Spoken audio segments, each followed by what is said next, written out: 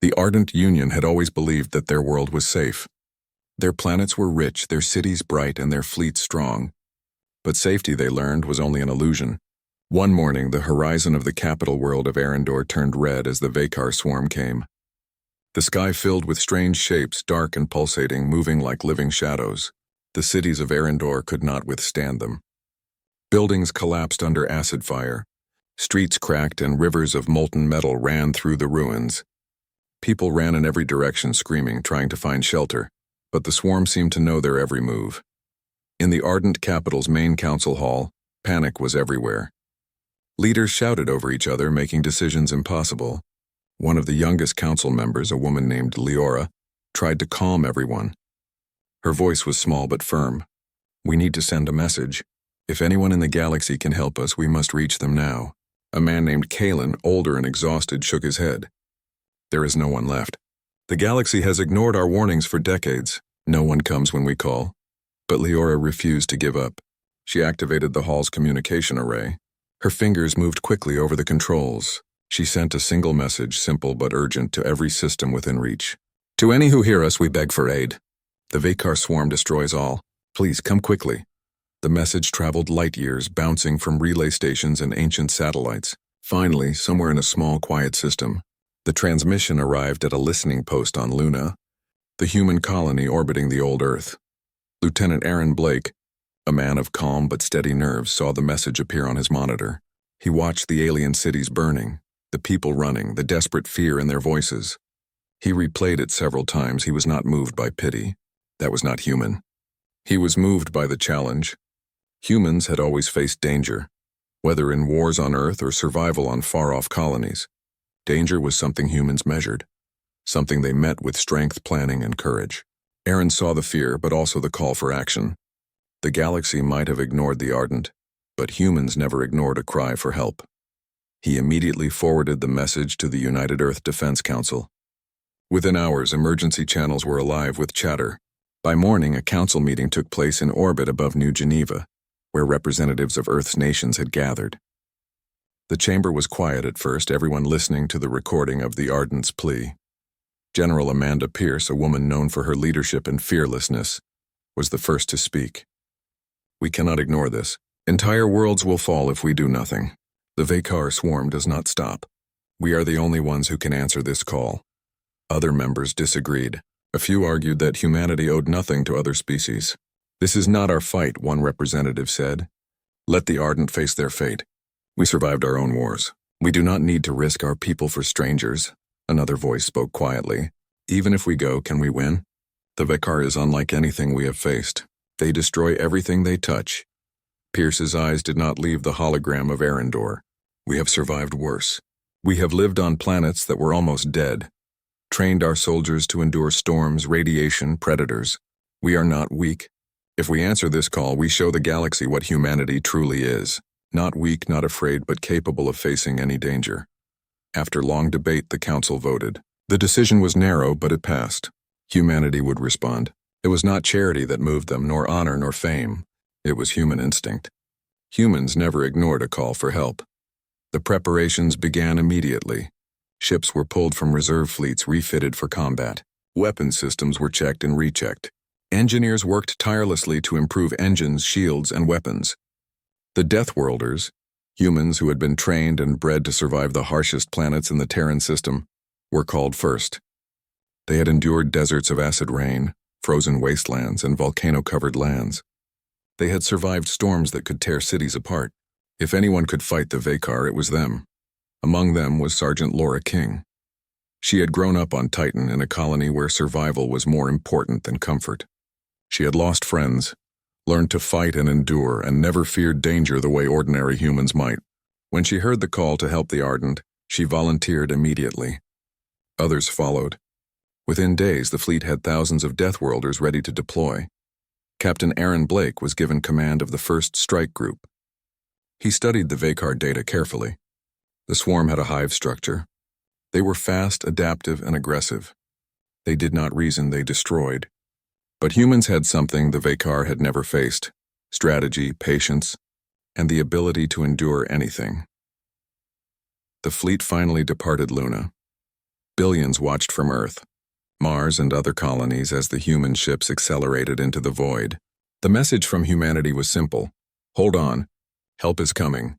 Traveling at near light speed took weeks. During this time, the fleet trained constantly. Humans studied the Vakar patterns, simulated battles, and drilled for every possible scenario. Engineers modified weapons to target the hive's weaknesses. Soldiers prepared for boarding actions. Laura King and her platoon ran through exercises that simulated the worst the swarm could throw at them. The Deathworlders were ready for anything. When they finally arrived near the ardent world of Sarath, the situation was worse than they expected. The Vakar had surrounded the planet. Orbital stations were burning, cities were in ruins, and millions of Ardent were hiding underground or clinging to life. Despair was everywhere. The Ardent saw the human fleet emerge from warp. Their fear turned to awe. These were not ordinary ships. Their weapons were precise, their formations perfect. The humans did not hesitate. They moved as if the swarm had already been studied, as if every action had been predicted and countered. General Pierce addressed the fleet before the first strike. Remember, we are not here to conquer. We are here to save lives. Fight smart, fight strong, and remember why we came. They asked for help. We answer. Aaron Blake watched his soldiers prepare. Laura King tightened the straps of her armor, checked her weapon, and nodded to her team. The Deathworlders did not speak much. They did not need to. Their eyes were calm, their hearts steady. Danger was not new to them. It was a challenge, and they accepted it. The first shots were fired from orbit. Vakar vessels exploded in showers of light and fire. Humans did not panic, did not retreat. Their tactics were precise, surgical. They targeted hive ships first, cutting off communication between smaller fighters. The swarm, fast and adaptive, found itself outmaneuvered. The Ardent on the surface looked up at the sky and realized that the humans were not like anything they had ever seen. In the council halls of Sarath, Leora and Kalen watched as human ships carved paths through the swarm. They could not comprehend it. They had begged the galaxy for help and received silence. Then out of nowhere, these humans arrived. Strange, terrifying, and merciless to the swarm. Aaron Blake led the fleet with focus. Every movement was calculated.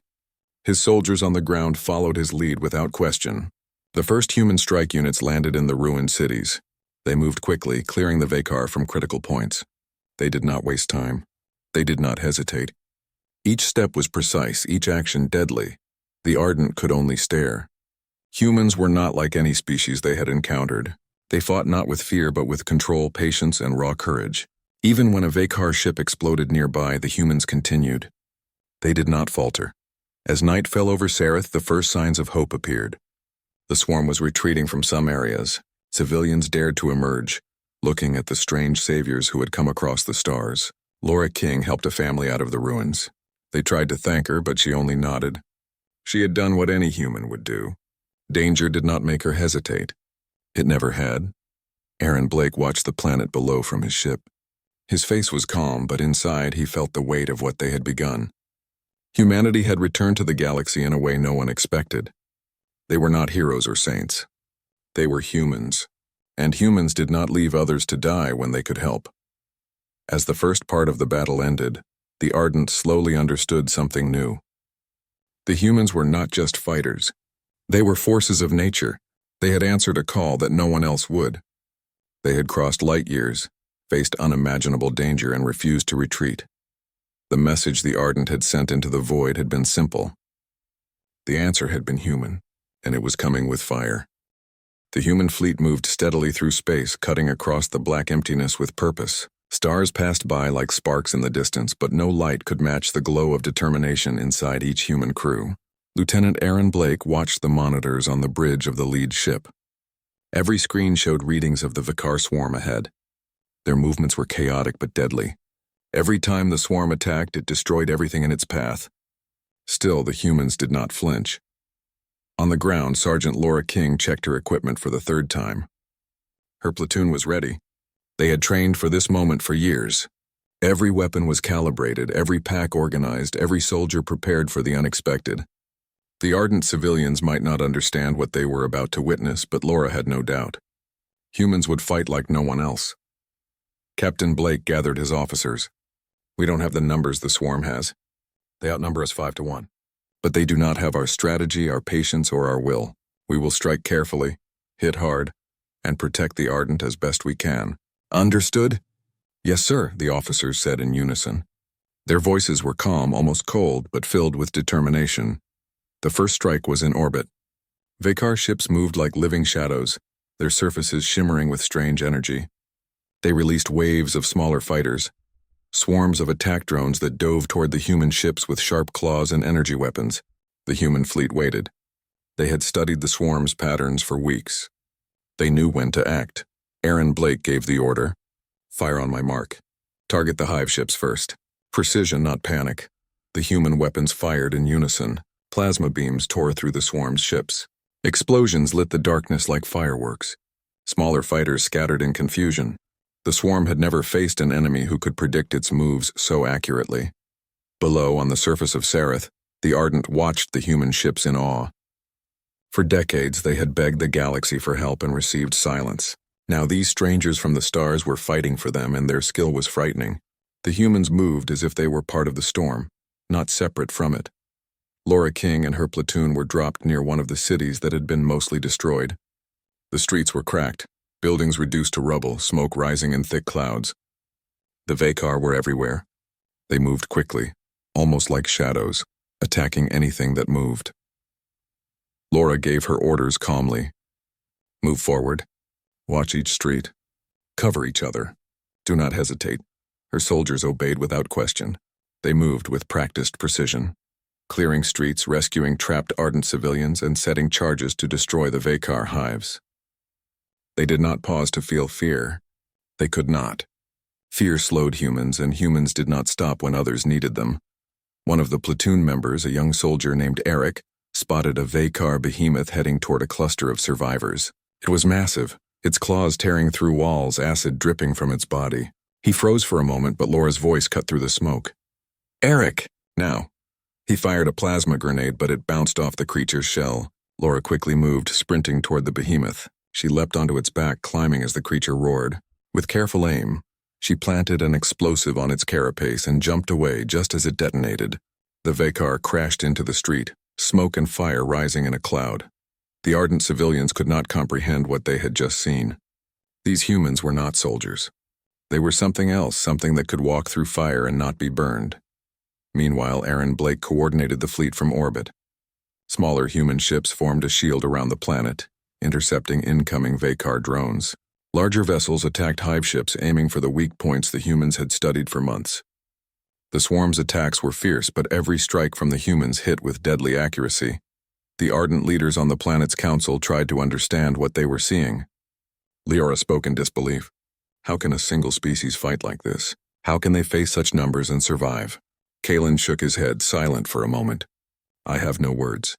They are different, not like any being I have ever seen. Back on the ground, Laura King's platoon continued moving through the city. They rescued families trapped under collapsed buildings, provided medical aid with supplies carried on their backs, and cleared Vekar patrols with precision. Every action was calculated. Every life saved mattered. At one point, a group of children became trapped in a partially collapsed school. Smoke filled the hallways. Laura moved quickly, entering the building despite the heat and danger. She found the children, guided them to safety, and led them back into the streets where other humans were holding the Vekar at bay. Aaron Blake watched reports from the ground and above. He could see the progress, but he also knew the battle was far from over. The Vekar were adaptive. They learned quickly, adjusting to human tactics. But humans were not ordinary opponents. They learned just as fast, adapting, changing, and finding new ways to strike. During one orbital strike, a massive Vekar hive ship approached a human capital ship. Its energy pulsed in waves, tearing at shields. Aaron gave the order to fire. Plasma torpedoes launched, striking the hive at weak points. The ship shuddered, then exploded, sending fragments in all directions. Smaller swarm fighters panicked, scattering into the void. The Ardent on the surface cheered. They had never seen such power, such control, such fearlessness. Humans were not just coming to save them. Humans were rewriting what the Ardent thought was possible. At night, when the fires of battle lit the sky, Laura and her platoon rested briefly. They ate quickly, checked their equipment, and moved again. There was no time to waste. The Vakar were still attacking, still spreading destruction, still trying to overwhelm the planet. Eric sat next to Laura for a moment. "Do you ever get scared?" he asked quietly. Laura shook her head. "Fear is normal, but we have a job. Right now, fear does not matter. We do what must be done. That is what makes us human." The night passed with little rest. Human units cleared key points in the cities, destroyed Vakar hives, and rescued trapped ardent civilians. Every success made a difference. Every loss was felt, but the humans did not falter. Aaron Blake and General Pierce observed the progress from orbit. "We are making a difference," Pierce said, "but we must keep pushing. The swarm will not stop until every threat is gone or until we stop them." Blake nodded. "They will not stop us. Humans never stop." By dawn, the first wave of Vakar had been pushed back from the capital city. Smoke still rose from ruins, but survivors were emerging from hiding. They looked at the humans who had fought for them, who had risked everything, and they could not find the words. Humans had come when no one else would. Humans had fought when others would have fled. Laura King walked among the ardent civilians, helping them gather supplies, showing them where to find temporary shelter. She did not smile. She did not celebrate. The work was far from over. The Vakar were still out there, still dangerous, still ready to destroy, but humanity had shown that it could stand against even the deadliest threat. Aaron Blake sent a new message to the human fleet. "Hold positions. Continue scans. Prepare for the next wave. Remember why we are here. Protect the ardent. Show the galaxy what humans can do." And humanity did. Ships in orbit moved like predators, striking the swarm at every opportunity. On the ground, Deathworlders moved like shadows, swift and deadly, saving lives and destroying threats with skill no one else possessed. For the ardent, it was not just a battle. It was a revelation. They had begged for help and had been ignored. Then humans came. Not slow, not cautious, not merciful. Humans came with fire, with courage, and with a will to survive and protect others. Aaron Blake looked at the planet below, the smoke, the fires, and the small areas of calm that were now safe. He did not speak. Words were not needed. The humans had begun their work, and nothing would stop them. Not the swarm, not fear, not the darkness of space. Humans had answered the call, and their presence had already changed the course of the battle. By the end of the day, the first signs of hope appeared across the planet. Ardent survivors were being rescued. The Vakar forces were in retreat in some regions. Humans had proven that numbers did not always matter, that courage and skill could tip the balance, and the galaxy, if it were watching, would begin to understand that when humanity decided to act, no force could stand against them. The night sky was quiet again, but the humans did not rest. Tomorrow would bring more challenges, more battles, more decisions. But the Ardent knew one thing clearly. When they called out for help, the humans came. And they were unstoppable.